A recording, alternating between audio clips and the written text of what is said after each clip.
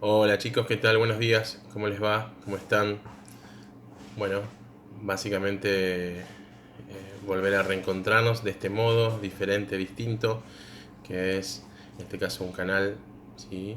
Si es que lo ven en un canal de YouTube o a través de otro medio, ¿sí?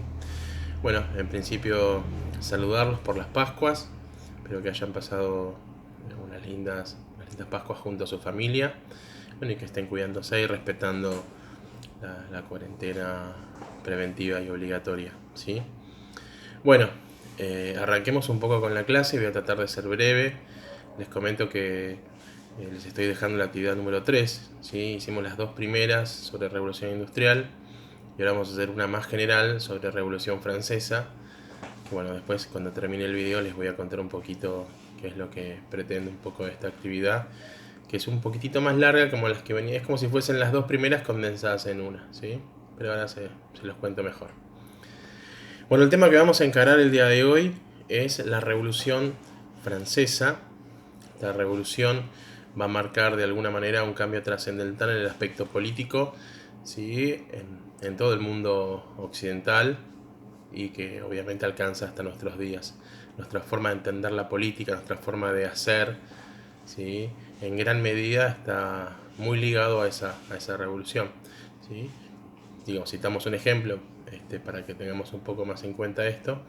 A partir de la Revolución Francesa, nosotros como ciudadanos formamos parte de, en este caso, de una república, de un gobierno, de un Estado, podemos elegir a nuestros representantes. Tenemos esa posibilidad, por suerte.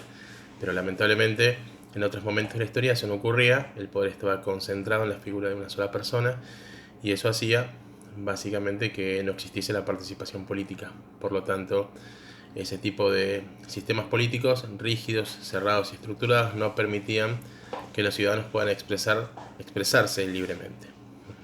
Bueno, empezamos un poco con la introducción y les cuento un poco cuáles son los antecedentes de esta Revolución Francesa, como para que vayamos entendiendo un poco los temas, si no queda muy suelto, muy en el aire. Lo primero que hay que entender tiene que ver con las cuestiones quizás más filosóficas. Algo muy breve, un apartadito muy breve, no se asusten. La Ilustración fue el movimiento filosófico y cultural que, digamos, en gran medida abarcó gran parte de Europa, Francia en este caso, Inglaterra, Alemania.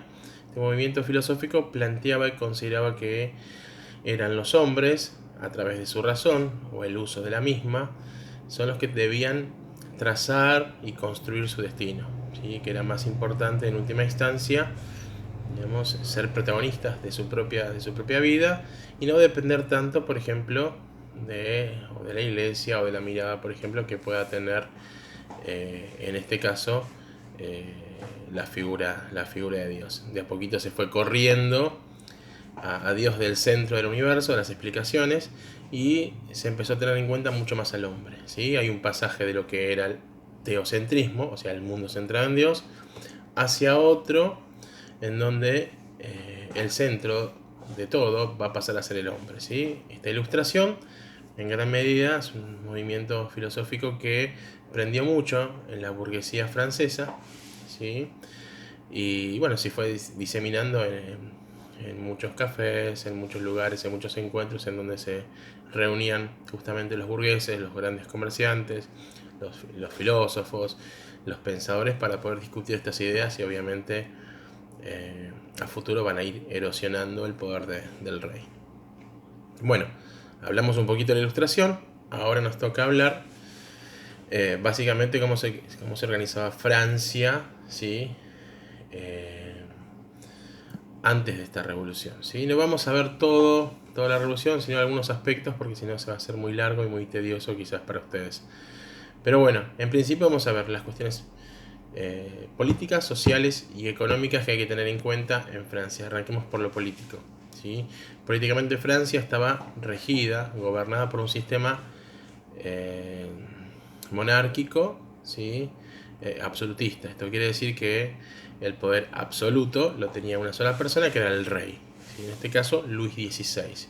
Luis XVI reunía varias características en su figura, ¿sí? Por ejemplo, tenía el poder por derecho divino, es decir, Es decir, que él y todas las monarquías se consideraban que eran válidas y legítimas, ¿sí? Legales, porque su poder provenía de Dios, ¿sí? O sea que tenían ese derecho divino de poder gobernar. También hay que decir que el poder, digamos, del monarca era vitalicio y hereditario. Vitalicio es de por vida, ¿sí? Hereditario porque se lo heredaba a su hijo mayor, ¿sí? Y básicamente ilimitado, porque nadie le podía poner límites a ese poder, ¿sí? O sea que en su persona se reunía, hay un poquito de ruido, en su persona se reunía las cuestiones que tienen que ver con lo político, lo militar, lo judicial, lo religioso, ¿sí? Y obviamente todas las decisiones eran tomadas principalmente por el rey, ¿sí? Bueno, cerramos un poquito con las cuestiones políticas, ahora vamos con las cuestiones, si se quieren, sociales, ¿sí? Perdón. Las cuestiones sociales que hay que tener en cuenta en este caso es que Francia estaba dividida en estamentos. Un estamento es un determinado grupo o determinada organización social en donde de alguna manera los sectores sociales que forman parte de un estamento no tienen la posibilidad de poder mejorar su condición, ¿sí? Nacen siendo campesinos y esa es la condición que van a tener, ¿sí? Toda su vida y van a perpetuarla, o sea, perdón, la van a transmitir a las siguientes generaciones, a sus hijos. Sus hijos también van a ser campesinos y no van a tener la chance de poder subir en la escala social, ¿sí? Francia está dividida en 3 estamentos, 2 estamentos privilegiados y un tercer estamento que no lo es. El primer estamento va a ser el primer estado, que es el clero, son los representantes de la iglesia que viven del diezmo, ¿sí? O sea, un impuesto que tenían que pagar los campesinos, ¿sí? Después va a existir también la figura del segundo estado, que va a ser la nobleza, encabezado por el rey, por supuesto, su familia y los nobles que forman parte de este estamento y que reciben también en conceptos de impuestos, ¿sí? De alguna manera el sustento o el trabajo del resto de la población. Bueno, pasamos al tercer estado, que en este caso va a ser conformado por una variedad de grupos sociales o el resto de la sociedad. Tenemos que decir que aproximadamente el 95% de la sociedad francesa formaba parte del tercer estado, es decir, desde los burgueses, comerciantes, artesanos, ¿sí? Hasta profesionales como abogados, contadores, ¿sí?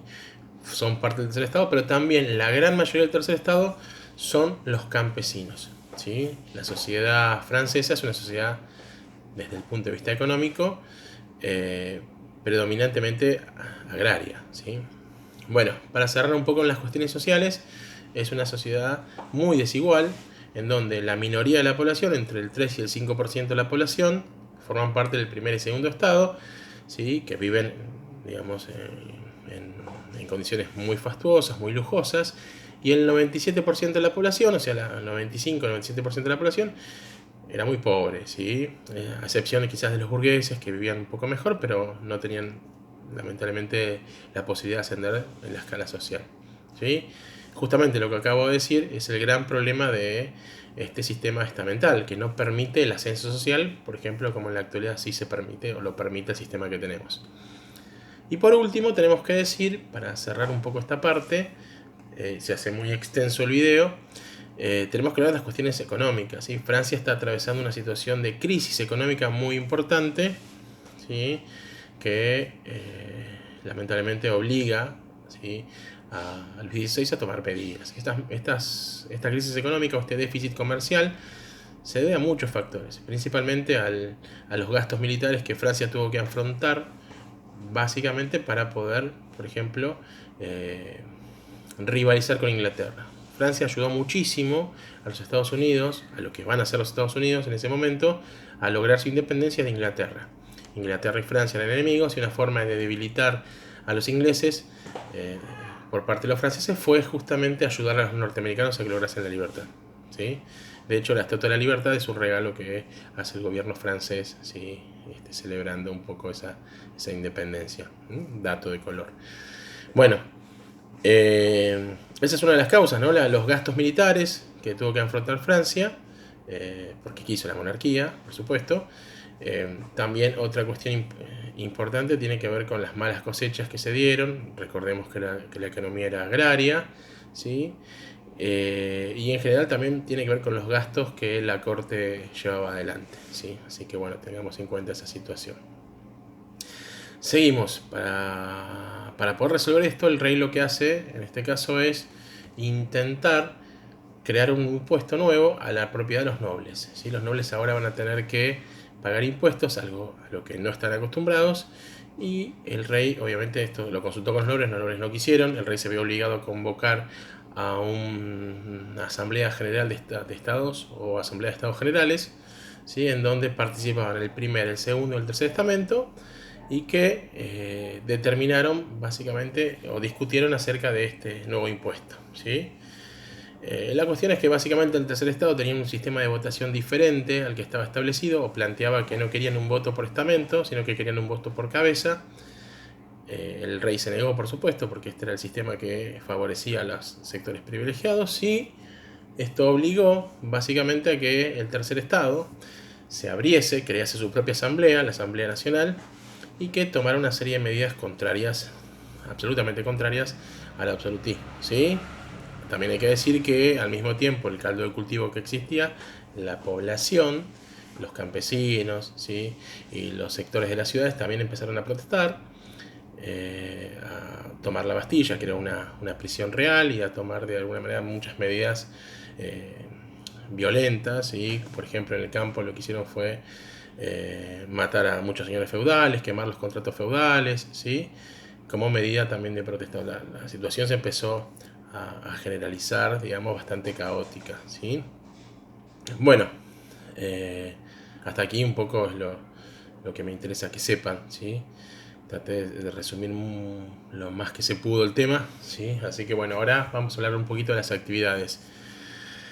Primero, tienen que seguir trabajando con el libro de segundo, ¿sí? Ya a medida que incorporemos el material de tercero, yo les voy a ir mandando la actividad seguramente por el mail a través del administrador, con lo actualizado, digamos, ¿sí?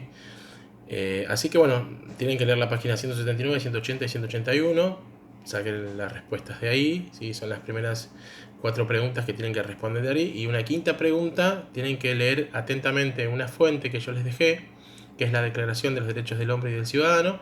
Solamente, ¿sí? Tienen que leer los artículos que yo les mandé, ¿sí? Y hay una serie de preguntitas que tienen que responder con esa declaración, ¿sí? Si tienen alguna duda o quieren hacerme alguna consulta, ¿sí? Pueden por lo menos transmitírsela a Milcar, y yo les subiré otro video al canal, ¿sí? Bueno, les dejo un saludo enorme, y cualquier duda, cualquier consulta, ¿sí? Estamos al habla. Chau, chau.